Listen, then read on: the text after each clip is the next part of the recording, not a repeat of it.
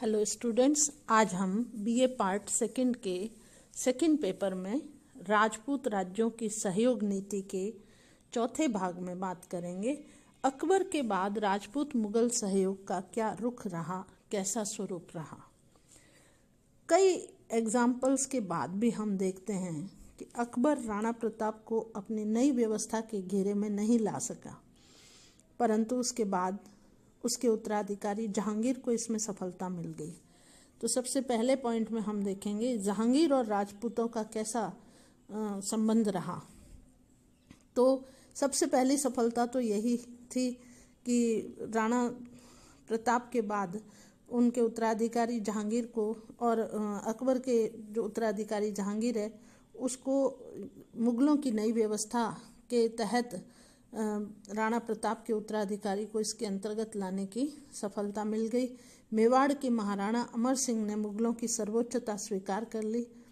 जहांगीर इसी से संतुष्ट हो गया और उसने मेवाड़ के राणा को व्यक्तिगत रूप से शाही दरबार में उपस्थित होने से मुक्त कर दिया। राजपूताना पर मुगल आधिपत्य को पूर्ण करने तथा राजपूतों का सहयोग प्राप्त करने की दिशा में जहांगीर ने वस्तुतः सराहनीय कदम उठाया था।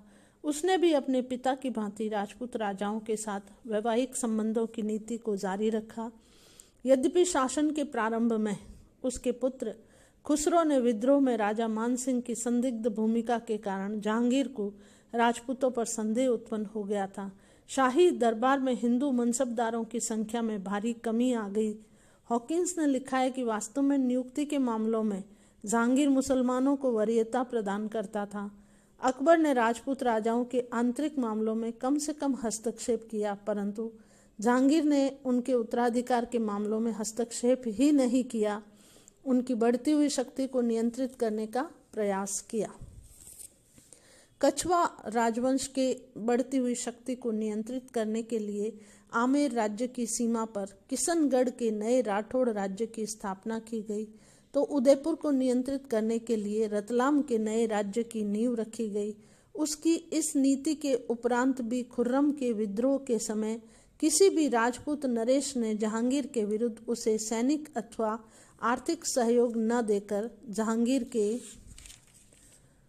प्रति अपनी स्वामी भक्ति प्रदर्शित की और उसे पूरा सहयोग दिया। इससे स्पष्ट है कि अकबर ने राजपूत मुगल सहयोग की जो बुनियाद रखी थी वह कितनी मजबूत हो चुकी थी। अब हम बात करें शाहजहां और राजपूत राज्य। शाहजहां के काल में राजपूत राज्यों के साथ मुगलों के कैसे संबंध रहे।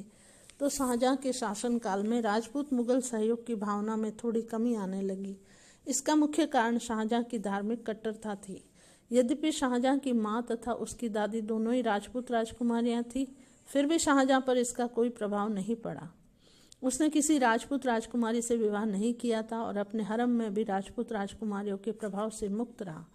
फिर भी राजनीतिक दृष्टि से उसने अपने पिता तथा दादा की नीतियों को जारी रखा। राजपूत अब भी साम्राज्य के शक्तिशाली स्तंभ थे और उच्चतम सरकारी पदों पर नियुक्त थे।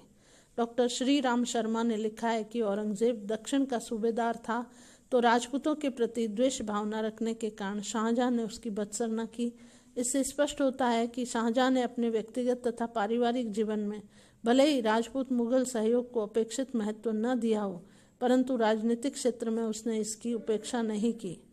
यही कारण है कि उसके शासनकाल के अंत में लड़े जाने वाले उत्तराधिकार संघर्ष में राजपूतों ने उसका ही पक्ष का संघर्ष किया। शाहजहां को बंदी खाने में डालकर अब हम बात करें औरंगजेब और राजपूत राज्यों का कैसा संबंध रहा। तो शाहजहां को बंदी खाने में डालकर औरंगजेब मुगल साम्राज्य के सिंहासन पर बैठा। यद्यपि वह एक कट्टर सुन्नी मुसलमान था, तथापि वह एक निपुण राजनीतिज्ञ भी था। उत्तराधिकार के संघर्ष में राजपूत राजाओं की भूमिका को बुलाते हुए उसने सभी को उचित सम्मान तथा मनसब प्रदान करते हुए शाही दरबार में उपस्थित होने का आदेश दिया।